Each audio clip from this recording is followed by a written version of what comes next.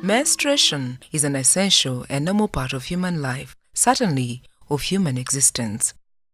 Menstrual hygiene is fundamental to the dignity and well-being of a woman. It is an important part of basic hygiene, sanitation, and reproductive health service to which every girl or a woman has the right. Most of these women and girls will menstruate each month for between 2 and 7 days.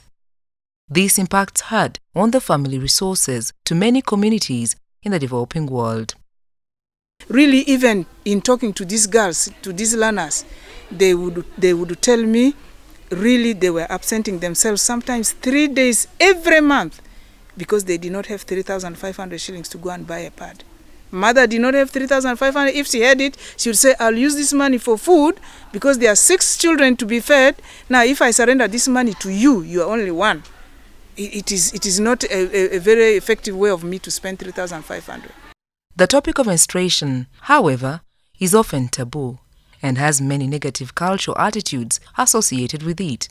Many societies regard menstruating women and girls as dirty and impure. In the African culture, you may realize that issues related to menstrual cycle is not handled openly.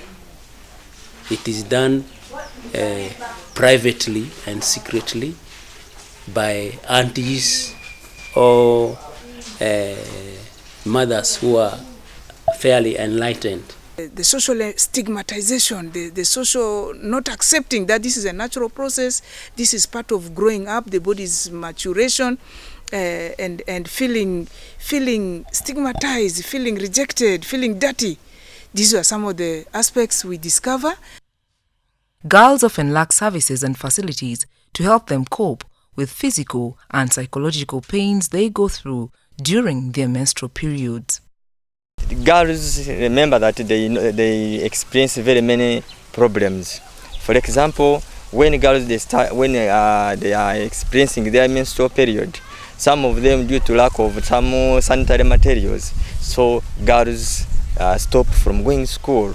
They are also facing problems of washing rooms for the girls and changing room. These things are not existing, and up to now it remains a challenge. Menstruation is the leading cause of girls above 10 years, absenteeism, or even dropping out of school in many communities, poor performance in some subjects, and quite often leads to early pregnancies.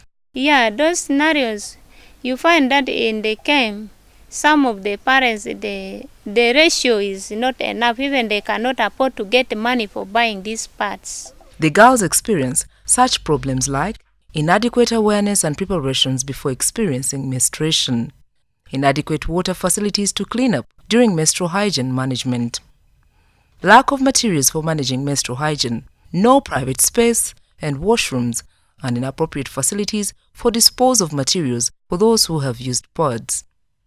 Adolescent girls in refugee settlement are in more desperate situation. Refugees, they don't have materials to use. Some they have been using leaves, old blankets from their parents. Save the Children in Uganda is a lead partner under the Education Cannot Wait project. They are working with selected schools in Palirino refugee settlement in Moyo district and Ramanja settlements in Kamwenge to address better education environment for girls.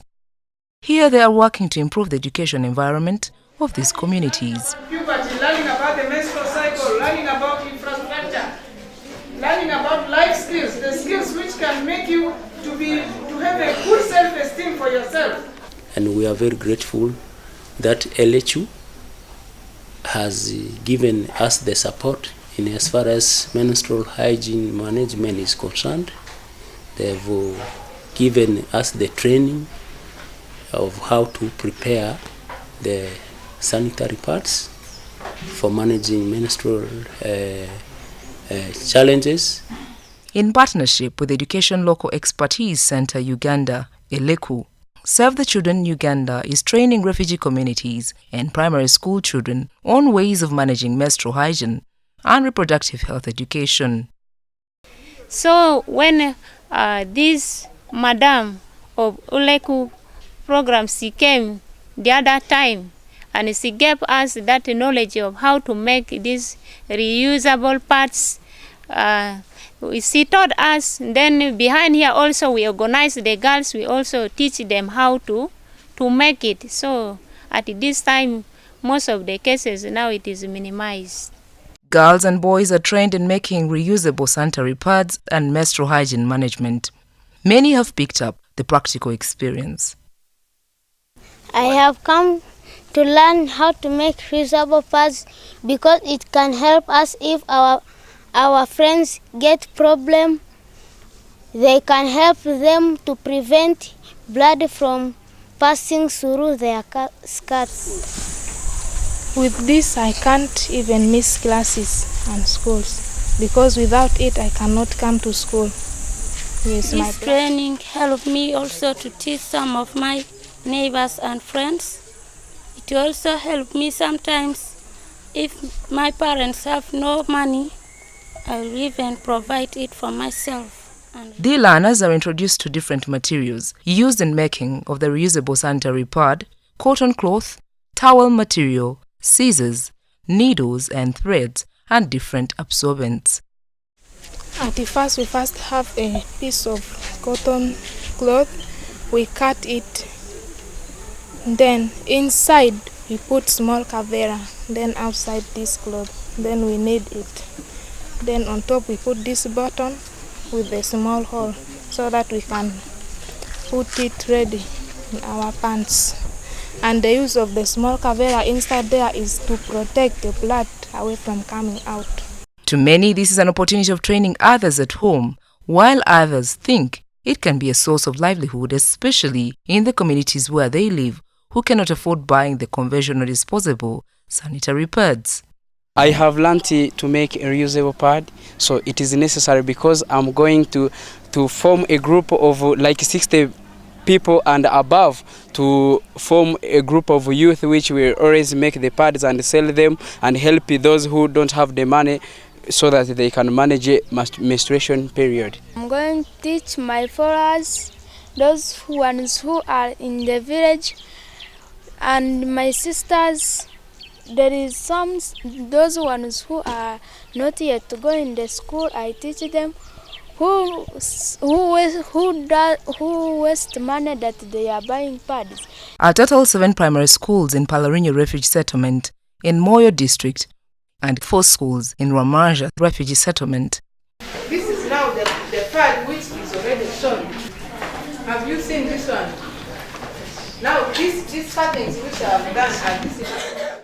It is very useful for a teacher, not only a teacher to learn, but it is too useful for a teacher in a sense that learners are here.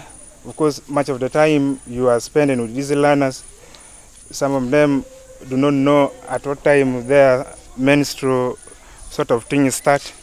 With the inclusion of teachers, school management board and PTA, this seems to have great sustainability. The program also targets at creating an enabling environment in all these schools for the girls to manage their menstruation. That is our changing room. When the girl gets her menstruation period abruptly, she goes to that room and cleans herself. After removing the pads, she takes the pads to the incinerator. I think we appreciate these partners to bring this program to this school. When they come, then just we mobilize the children and the community to come to the school here. Then they practice how to make the sanitary pads. So I looked at it as more important because they will reduce again the rate of girls dropping down because of these periods when they come unexpectedly. We have made reusable pads. Some schools, with the help of partners like Save the Children, built latrine facility for girls with provision for washing and changing room, while others are planning to set up.